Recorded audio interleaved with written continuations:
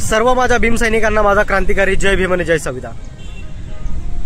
भावांनो, 2-3 दिवसापासून व्हिडिओ न बनवला कारण की गुजरातमध्ये सुद्धा अक्षरशः भयंकर पाऊस चालू आहे, त्याच्यामुळे मी व्हिडिओ नाही बनवू शकलो, पण तो वेगळा मुद्दा आहे।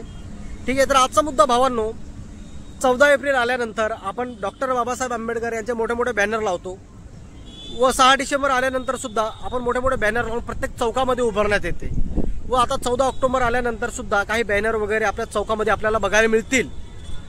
पण 14 ऑक्टोबर गेल्यानंतर व 6 डिसेंबर गेल्यानंतर व 14 एप्रिल झाल्यानंतर त्या बॅनरची काय दुर्दशा आहे हे आपण बघायला जातो का? नाही जात। मी सांगतो ना, नाही जात, कारण बॅनर आपल्याला अक्षरशः नालीमध्ये, रस्त्यावरती, उखंड्यावरती पडलेले दिसतात आणि मी अक्षरशः बघतो दिसतात ते, त्याच्यामुळे मी बोलतोय। ठीक आहे, पण भावांनो, बघायला कोण जाते माहिती आहे का?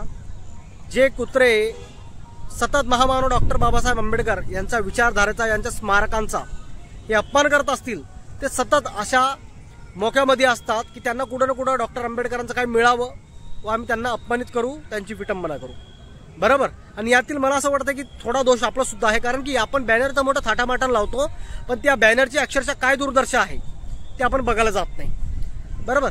त्यातीलच हा एक घटना आहे, आता त्यातीलच हा एक मुद्दा आहे। तर भावनो, त्यातीलच एक घटना, आता यूपीच्या शिकोहाबाद जिल्ह्यामध्ये मिलाकपूर या गावामध्ये गेल्या मंगळवारी डॉक्टर बाबासाहेब आंबेडकर यांच्या पोस्टरांची व बॅनरची विटंबना झाली। त्याच्यावरती काही जातीवादी कुत्र्यांनी घाणेरडं काम केलं, ते तुम्हाला बाजूला बघायला मिळतंय। ठीक आहे, पण हे कृत्य झाल्यानंतर भीम सैनिकांचा आक्रोश फार संतापला होता, पण या कुत्र्यांचा त्यांनी लवकर तपास करून या कुत्र्यांना पकडलं, बरोबर। आणि हे कृत्य केल्यानंतर यांची काय दुर्दशा आहे हे आपण व्हिडिओमध्ये समोर बघणारच आहोत। पण सांगण्याचा मुद्दा म्हणजे आपण डॉक्टर बाबासाहेब आंबेडकरांचे स्मारक लावतो किंवा मोठे मोठे बॅनर लावतो किंवा मोठे मोठे हुडीज लावून आपण आनंद व्यक्त करतो, पण आनंद व्यक्त झाल्यानंतर व एखादी तारीख निघून गेल्यानंतर आपण त्या बॅनरची व त्या स्मारकाची काय स्थिती आहे आपण बघायला जातो का? नाही। आपण फक्त एक काय म्हणतात तर दिखावा करण्यासाठी हे सर्व कृत्य करतोय का? नाही। अरे, ज्या व्यक्तीमुळे आज आपण स्वाभिमानाने जीवन जगतोय त्या व्यक्तीचं बॅनर जर कोणी फाडत असेल, त्याच्यावरती घाणेरडं काम करत असेल आणि आपण फक्त ते बॅनर लावून सोडून देत असेल, तर आपल्या इतका मूर्ख व्यक्ती कोणीच नाहीये, बरोबर।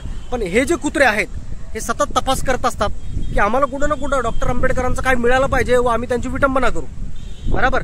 पण या कुत्र्यांना चांगला चोप देण्यात येते जेव्हा हे कुत्रे आपल्या भीम सैनिकांच्या हातामध्ये पडतात। तर भावांनो, आता हे जे कृत्य केलं होतं या कुत्र्यांनी, यांना तर चांगला चोप मिळालाच आहे, बघू शकता व्हिडिओमध्ये।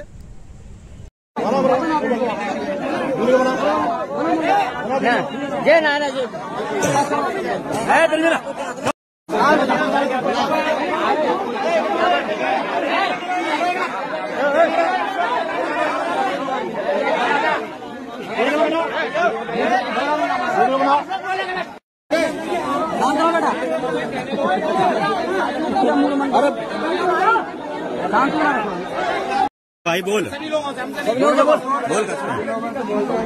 बोलने दो, इनको बोलने दो। इधर देख के भैया बोल, इधर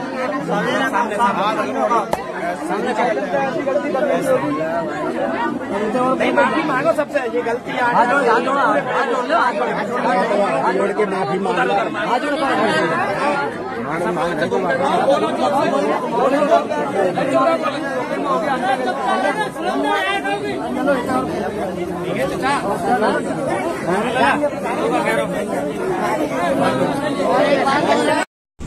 तर भावांनो, तुम्ही व्हिडिओमध्ये बघितलं, या कुत्र्यांचा मांस तर चांगला जिरलाय। ह्या कुत्र्यांनी जे कृत्य केलं होतं याला शिक्षा सुद्धा मिळाली आहे, याला चांगला भीमटोकळा सुद्धा मिळालेला आहे आणि याच्यावरती कायदेशीर गुन्हा सुद्धा दाखल झालेला आहे। पण हा मुद्दा फक्त इथपर्यंत सीमित नाहीये। हे फक्त मला वाटायचं की हे फक्त यूपी बिहारमधील राज्यातील महामानव डॉक्टर बाबासाहेब आंबेडकर यांच्या विचारधारेचा अपमान करतात, पण आपल्या महाराष्ट्रामध्ये सुद्धा असे काही जातीवादी कंटक आहेत, हे फक्त सोशल मीडियावरती येऊन डॉक्टर बाबासाहेब आंबेडकर यांच्याबद्दल विष पेरत असतात, यांच्या विचारधारेचा अपमान करत असतील, यांच्या स्मारकांचा अपमान करत असतील। पण त्या कुत्र्यांना सांगू इच्छितो, तुम्ही जर आमच्या चपक्यामध्ये पडले तर तुम्हाला कायदेशीर गुन्हा तुमच्यावरती दाखल होईल आणि तुम्हाला असं वाटत असेल की आमचा पत्ता कोणाला मिळणार नाही, पण तुम्ही भ्रमामध्ये आहात. तुम्हाला कायदेशीर गुन्हा तुमच्यावरती दाखल होईल आणि तुम्हाला घरामधून सुद्धा उचलण्यात येईल, हे मात्र लक्षात असू द्या.